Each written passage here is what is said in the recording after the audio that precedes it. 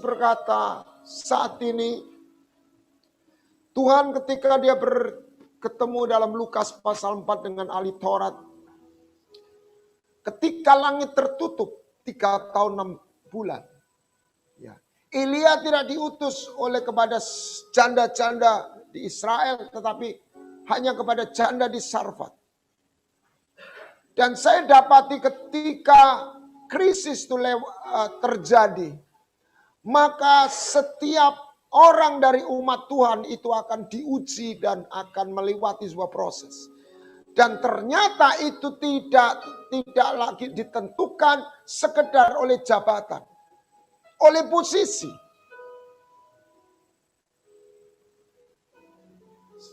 Sebuah gambaran sakit pandemi COVID ini, ternyata yang sembuh dan yang tidak sembuh tidak ada satu korelasi. Dia di ekonomi di level yang mana?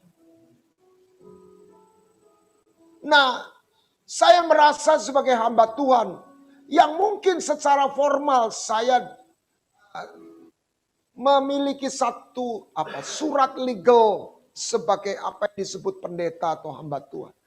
Tetapi saya sadar sepenuhnya saat kita melewati ini, sungguh-sungguh setiap kita akan diuji. Dan seperti Raja Belsasar, waktu dia ditimbang, sekalipun dia seorang raja yang begitu kaya dan berkuasa, tetapi tidak cukup. Demikian pula Hofni Pinehas yang secara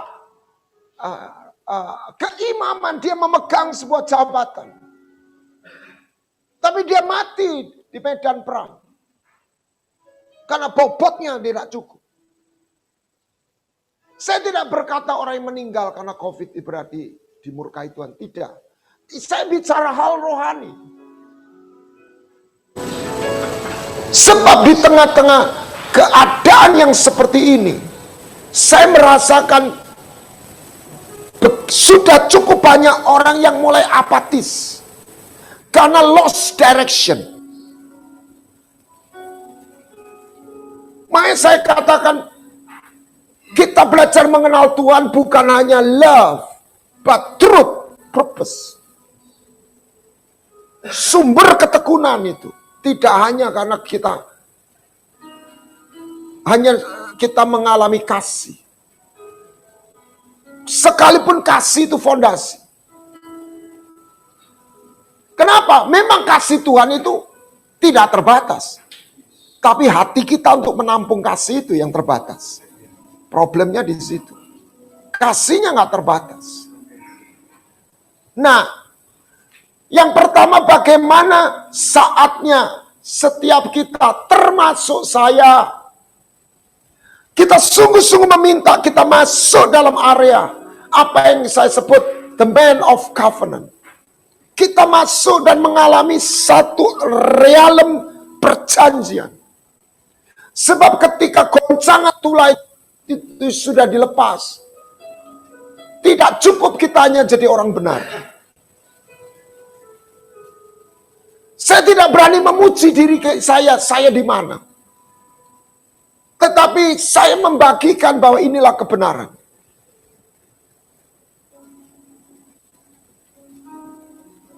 Sebab pedang itu akan membinasakan baik orang fasik maupun orang benar. Emangnya ada ayatnya, Pak?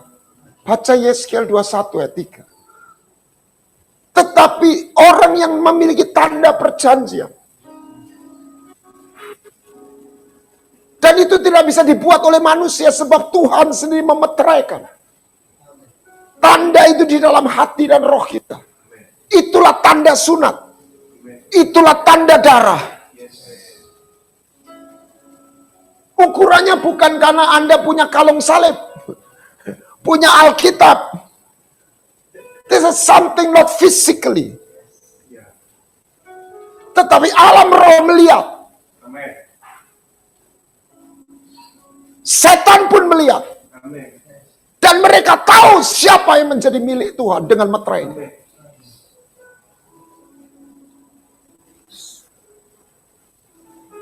Saya secara umum hamba Tuhan tidak berhak mengatakan, oh kamu ini, kamu tidak. Bukan hak kita. Tapi biarlah kita dengan merendahkan diri, dengan takut dan gentar. Tuhan, bawa aku masuk bilangan orang-orang itu. Amin. Dan di situ orang itu mengalami surga terbuka. Hari ini kita butuh mengerti yang namanya korban pendamaian atau pendamaian. Sebab ketika tulah itu hadir, tulah itu nggak bisa ditengking.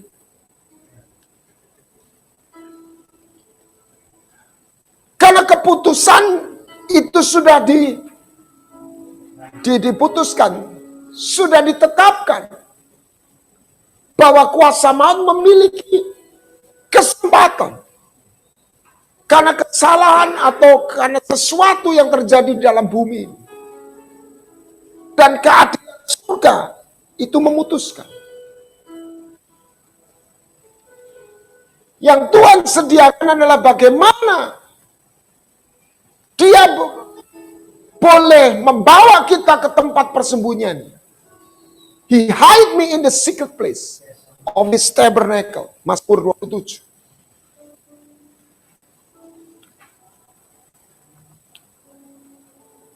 Dan hari ini saatnya kita dipaksa, tanda petik, untuk kita menerapkan. Kita belajar hidup. Jangan pernah jadi biasa. Hari ini jangan nggak pernah olahraga. Anda harus olahraga. Supaya daya imun Anda itu terpelihara. Saya nggak katakan kalau olahraga berarti orang kebal semuanya. Tidak. Tapi anyway itu akan menaikkan daya tahan Anda. Nah, Tuhan berjanji, kalau aku menutup langit, melepaskan penyakit sabar, umatku yang atasnya disebut, merendahkan diri, berdoa, mencari wajahku, berbalik dari jalan yang jahat, maka kau mendengar, aku mengampuni dan memulihkan negeri mereka. Heal the land. Mari kita menjadi umat.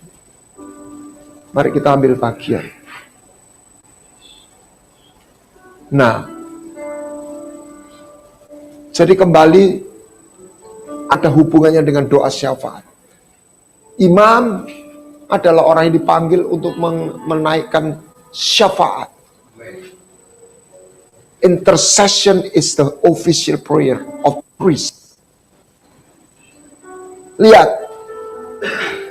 Doa syafaat Musa meleputkan bangsa Israel dari kebinasaan.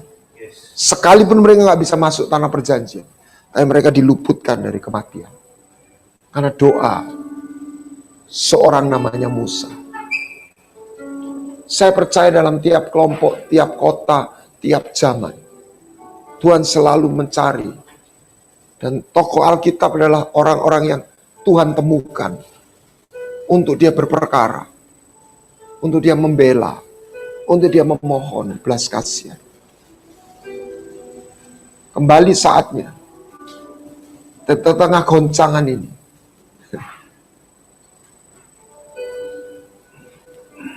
orang-orang yang mungkin dianggap posisi rohaninya, wah senior dan sebagainya, sepertinya semua akan diuji, baik imam, raja maupun rakyat. Tentu saja jawatan itu adalah anugerah. Tetapi setelah jawatan atau jabatan, bagaimana kualitas hati dan orang itu juga menentukan. Dosen adalah jabatan yang baik. Tapi ada dosen brengsek, ada dosen berkualitas. Dokter juga satu jabatan yang baik. Dia ditugaskan untuk menyembuhkan, mengobati orang. Tapi kita semua tahu ada dokter-dokter yang menipu dan memanipulasi pasien. Jadi bukan soal dokternya, Tapi hari ini diuji tiap kita dalam posisi dan tugas panggilan kita masing-masing. Dan pepatah China mengatakan, crisis, it means threat and opportunity. Jadi kata krisis dalam aksara Cina, itu dua kata. Ancaman, kesempatan. Jadikan pandemi ini menjadi kesempatan. Jadikan pandemi ini membuat otot rohani kita di-stretch. Mintalah hati kita menjadi seperti emas. Supaya api itu tidak membakar. Karena api tidak pernah menghanguskan emas. Api hanya memurnikan emas. Api membakar jerami. Api membakar kayu. Kayu artinya manusiawi. Orang itu nggak usah jahat. Ketika dia hidup dalam kemanusiaannya, dia akan terbakar, dia akan hangus, dia akan capek, dia akan tawar hati. Dia akan kecewa. Ini saya nggak bicara orang jadul. Hari ini kita dipaksa, kita harus masuk sesuatu yang keluar dari kemanusiaan kita. Amin.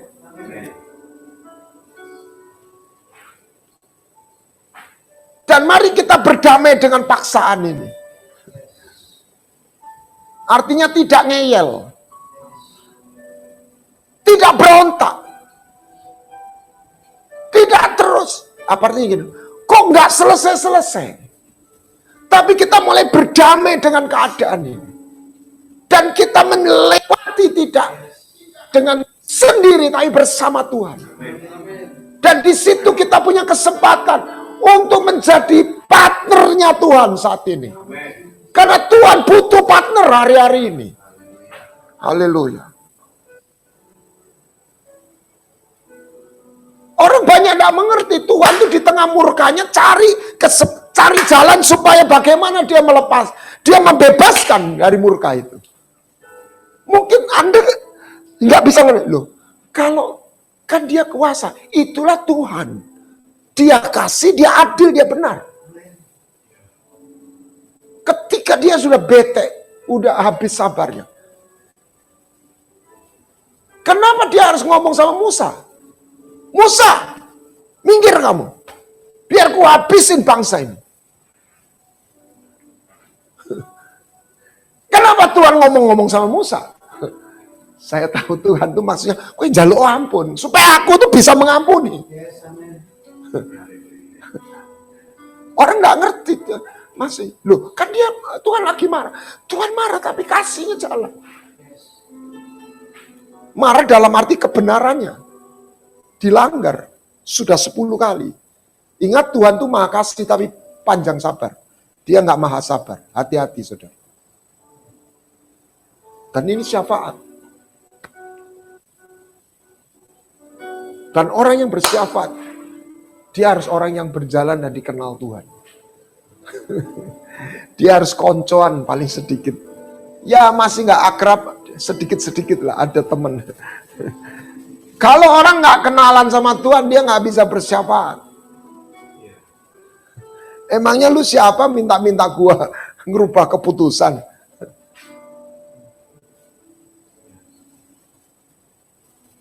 Apa yang membuat Raja Ahasveros mengulurkan tongan? Ya karena dia Ester. Coba orang lain, habis itu. Jadi Anda dan saya harus mengumpulkan kebenaran dan perkenanan yang cukup untuk kita menjadi pendoa syafaat. Lihat siapa ini? Musa, Harun. Harun pun di Musa. Karena Musa yang teriak, Harun, cepat bawa ukupan, naikkan perdamaian. Hanya itu caranya.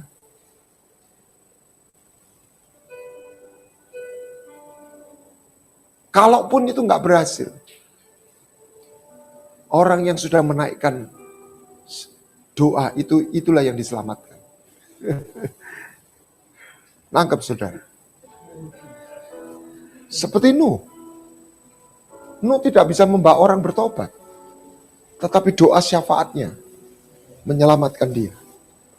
Jadi Anda jangan malas, jangan lihat doa cuma hanya hasil.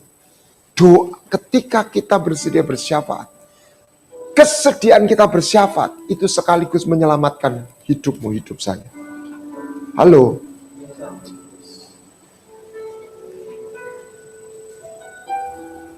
Tuh, aku mencari siapa orang-orang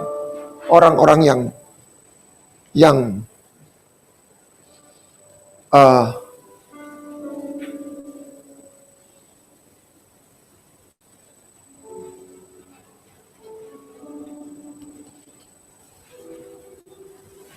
orang-orang yang bersedia mempertahankan negeri. Nah, kita melihat korban pendamaian. Saya melihat sebuah pattern Harun mengangkat tangan dan dia mempersembahkan 3 korban. Korban penghapus dosa, korban bakaran, dan korban pendamaian. Bukan korban keselamatan, korban pendamaian. Peace offering. Dan saya melihat, saya pikir inilah korban pendamaian. Tidak, 3-tiganya inilah pendamaian. Anda lihat di imamat. Biarlah imam menaikkan korban bakar supaya itu menjadi pendamaian. Biarlah orang menaikkan korban penghapus dosa supaya itu menjadi pendamaian.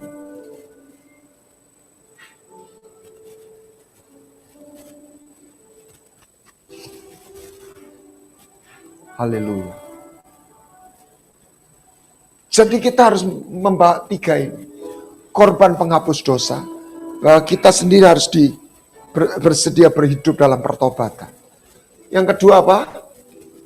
Korban bakaran. Jadi orang yang menaikkan korban pendamaian harus menaikkan korban penghapus dosa.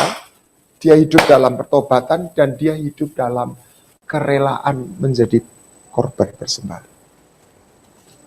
Di situ dia boleh menaikkan korban pendamaian.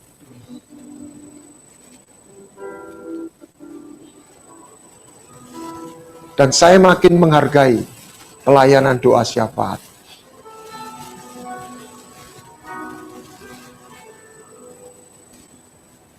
Saya Tuhan bawa saya untuk melayani firman.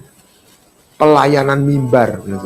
Tapi saya tahu nilai sebuah pelayanan itu bukan soal mimbar non-mimbar.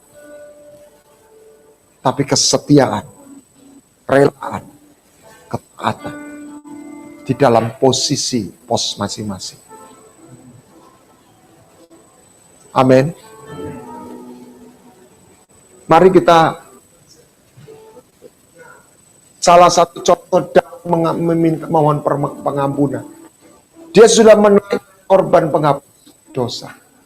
Tetapi pendamaian itu belum digenapi kecuali 3 korban ini dibawa. Mari kita hidup dalam pertobatan. Nggak boleh berhenti di situ. Mari kita rela menjadi persembahan yang hidup. Waktu Salomo mempersembahkan korban di peresmian bait suci, secara profetik dia naik di mezbah. Karena mezbah itu begitu besar, dan dia ada satu mezbah di mana dia berdiri. Secara profetik, dia memosisikan aku menjadi korban persembahan. Dan dia berseru sama Tuhan, dan Tuhan menjawab. Bukan hanya korban ini, tapi ini menggambarkan hidupku juga masuk di situ. Sebagai korban persembahan. Amin. Nah, lihat. Dia telah menyesal karena dia menghitung pasukannya. Maka pelihat Nabi Gad memberi petunjuk supaya dia mendirikan mezbah di Arauna, orang Yebus. Kalau mendirikan mezbah kita mempersembahkan korban bakar. Jadi dia mempersembahkan 3 ini. Ketika kali lagi spiritual formation. Anda nggak cukup mempersembahkan 1 korban. Anda dan saya harus hidup dalam pertobatan. Ampunilah kesalahan kami. Ingat doa Bapa kami. Kita harus bersedia mengampuni. Kapan dosa kita diampuni? Ketika kita bersedia mengampuni dosa orang lain. Amin. Maka dosa kita diampuni. Haleluya. Sebaik-baiknya kita, kalau kita nggak bersedia mengampuni dosa orang lain, Tuhan tanda petik terpaksa tidak bisa mengampuni dosa kita. Wow. Bukan Tuhan tidak mau. Tuhan tidak bisa melanggar ketetapannya. Aku sudah menetapkan, siapa yang mengampuni dosa orang lain, dosanya diampuni. Siapa yang tidak mengampuni dosa orang lain, dosanya tidak diampuni. Makanya Watchmeni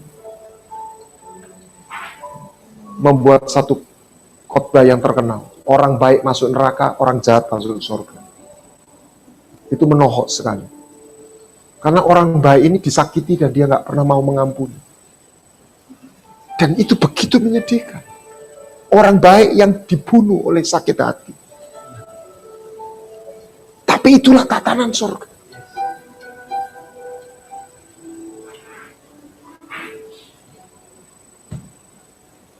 Karena kebenaran kita, yang kita anggap benar, yang kita merasa jadi orang baik, hanya karena sudah pernah nolong orang 1, 20, 10, 30. Itu tetap nothing. Untuk kita ajukan kepada Tuhan untuk masuk untuk sebuah keselamatan. Enggak cukup. Gini loh, kalau ada orang gajinya 2,5 atau 3,5 juta, lalu ada orang gajinya 10 juta. Wah. Yang 10 juta ini nyombong. Lu gajimu berapa? 3,5. Kecil. Gua 10 juta nih. Ya. Toh kan? Ya dia bisa nyombong sama 3,5 juta. Tapi kalau dia ketemu konglomerat yang punya 100 triliun. Ya mau 10 juta, mau 3 juta, mau 5 juta. Podok. Di mata orang miskinnya. Tuh. Ini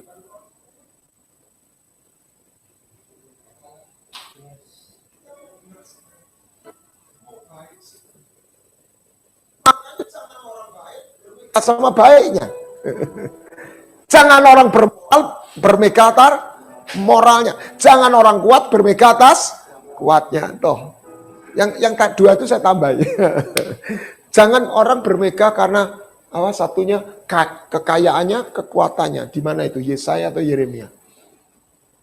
Tapi kalau dia mau bermega, dia bermega. Tuhan akan kasih setianya atas bermega atas pengampunan, atas anugerah yang Tuhan berikan pada kita. Dan bagaimana kata menghargai itu? Dengan tidak membiarkan kasih karunia itu sia-sia. Amin. Dengan kita bersedia menjadi korban bakaran. Amin. Ishak itu adalah wujud korban bakaran di hadapan Tuhan. Haleluya.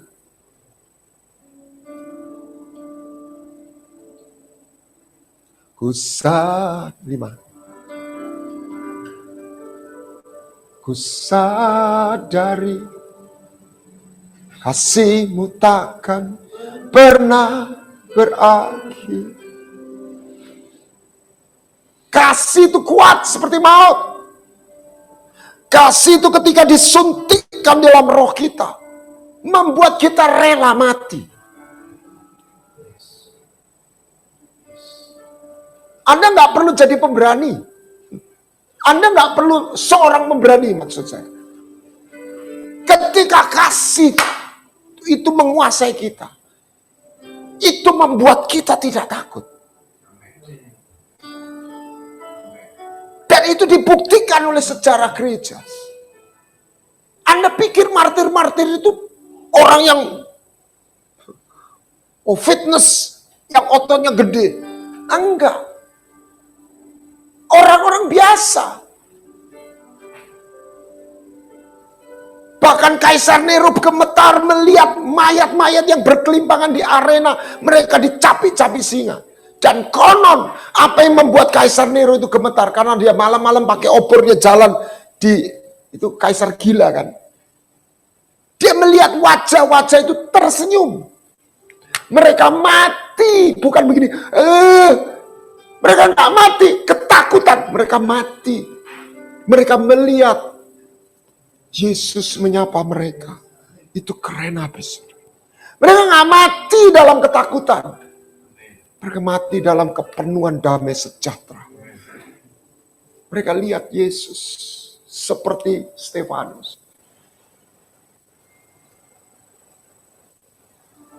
Ayo kita satukan hati untuk kita bersyafaat buat orang-orang yang kita kasih, buat keluarga, buat orang yang kita kenal, buat kota ini, buat bangsa ini. Haleluya.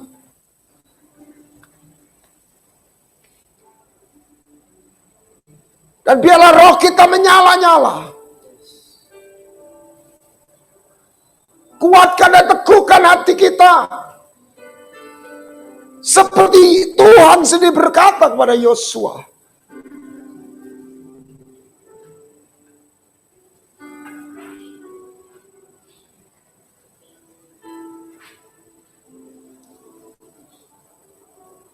Dan saya percaya jika hatimu teguh, ketika kekuatan Tuhan itu menyertaimu, engkau tidak dipanggil kuat hanya untuk dirimu sendiri. Enggak ada seorang pun hidup buat dirinya sendiri. Kalau orang diberi pinter, dia nggak pinter untuk dirinya sendiri. Kalau orang diberi kaya, dia nggak kaya untuk dirinya sendiri. Amin. Kalau dia dikenan Tuhan, Esther dekat sama raja, bukan untuk pamer. Dia dekat sama raja untuk membawa permohonan buat bangsanya. Amin. Kalau ada dibawa bukan hanya menikmati keakraban dengan Tuhan, tetapi memohon untuk saudara bangsa. Yesus kita, mari kita menyembah, kita minta kemurahan-Nya atas keluarga kita, atas Surabaya, dan atas Indonesia. Engkaulah perisaiku. Panggil dia. Mari Tuhan ikat perjanjian dengan, berikan tanda itu kepada kami Tuhan. Ambil diterima tanda tau itu. It's a sacrifice. It's a cross. Aku mati supaya hidup bersama. Engkaulah perisai. Tolong teksnya ditayangkan. Saat badai hidup menerpaku, firman-Mu di dalamku, dan jiwaku. Sekali lagi ulangi. Engkaulah perisaiku. Bangkit, jadilah kuat engkau yang dikasih Bapa. Hidup menyerahku.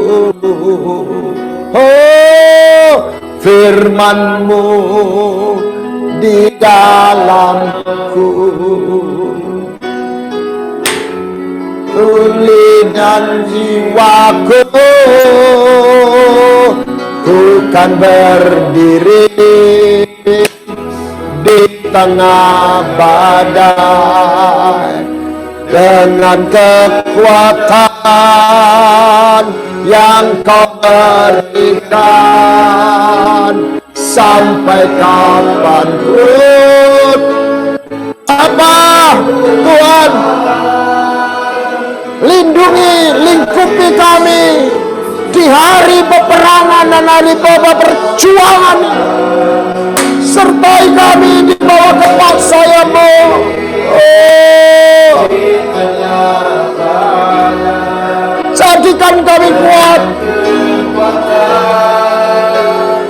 yang kau berikan,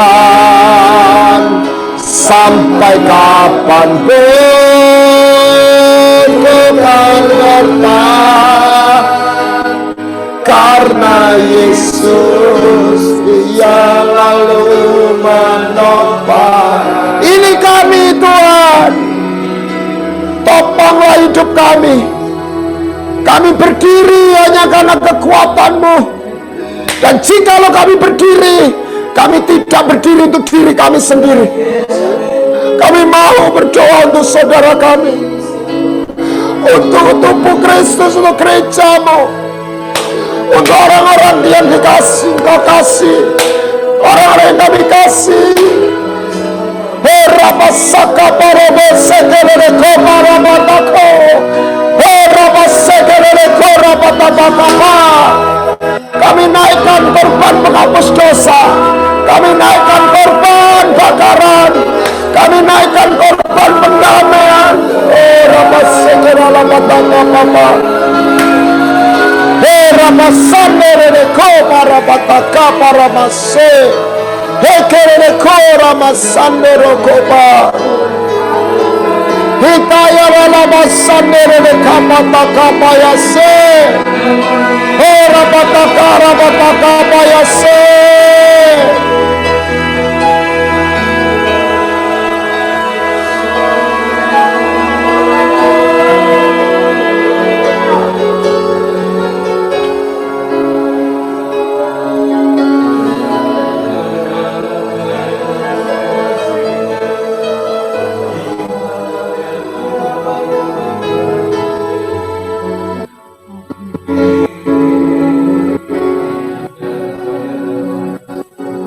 Berdiri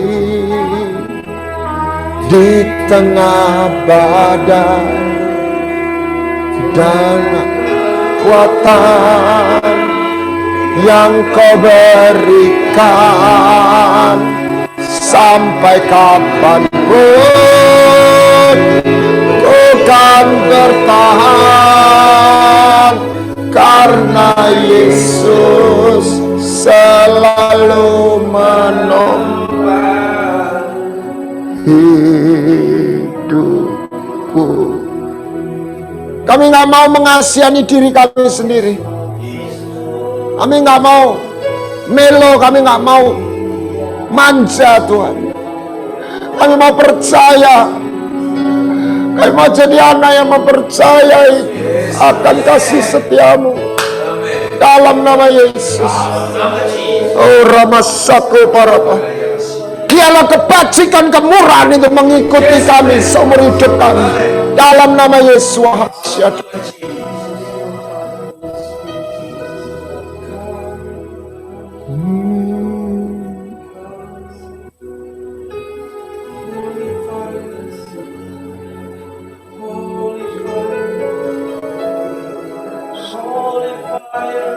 Dialah Engkau berperkara, termasuk mereka yang mengikuti Zoom ataupun live streaming right now. Tumpangkan tanganmu atas setiap anak-anakmu. Biarlah api Roh Kudus menyala, yang padam menyala kembali, yang padam menyala, menyala dalam nama Yesus, menyala dalam nama Yesus.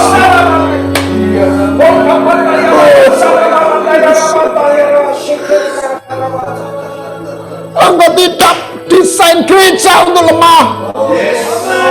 Hamba-Mu Mereserole berkata, 2000 years ago, the church was born by unique and characteristic. It was not born by the school of theology, but by the demonstration of Holy Spirit. You empowering us with your Spirit, O Lord.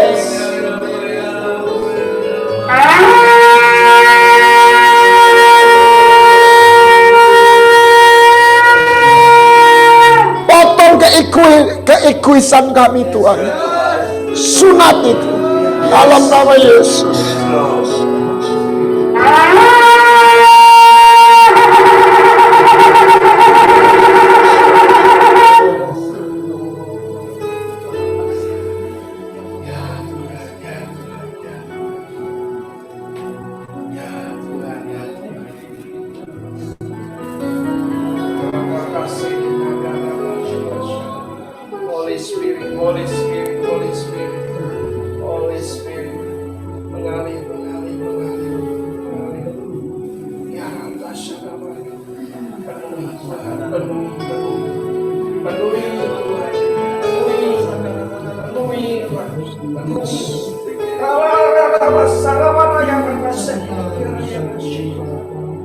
Touch.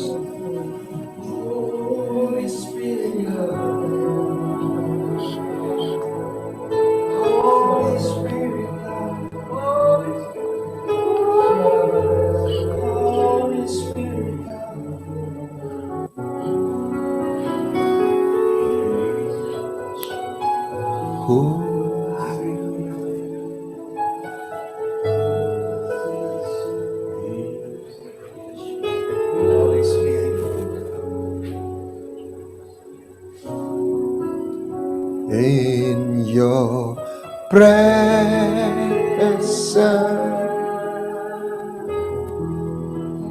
there is comfort. In your presence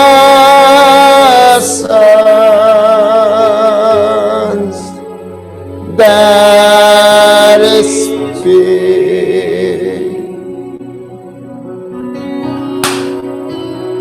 When I seek to know your heart, I will find such blessed assurance in your holy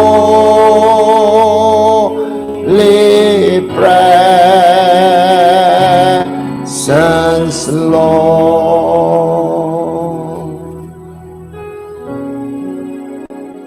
In your presence there is peace,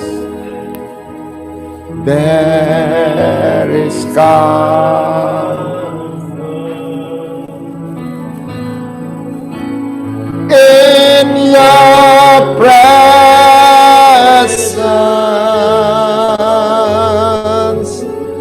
there is peace. When I seek to know your heart, I will find such blessed assurance in your holy presence, Lord.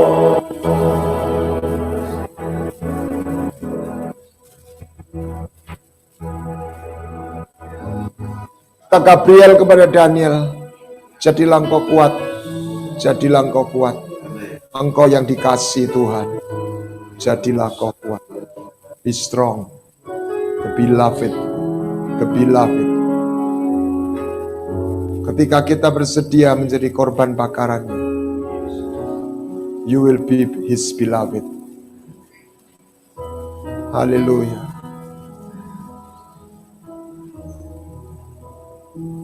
Bapak, terima kasih. Topang kami, kuatkan kami. Dan biarlah kami selama puasa ini kami banyak merenungkan firman, mencari wajah-Mu, merendahkan diri, bersyafaat buat saudara-saudara kami yang lain. Dan Kau tahu, maut sedang menumpangi penyakit ini, penyakit COVID ini. Tuhan, banyak korban yang sudah terjadi. Tuhan, intervensi. Karena hanya kuasa-Mu yang mampu menghentikan. Berkatalah saja, maka maut itu tidak lagi memiliki hak dan kuasa. Ketika Engkau menetapkan your decree, O King of Kings, Lord of Lords. We ask you, Lord, your mercy and your compassion. Thank you, Jesus. Thank you.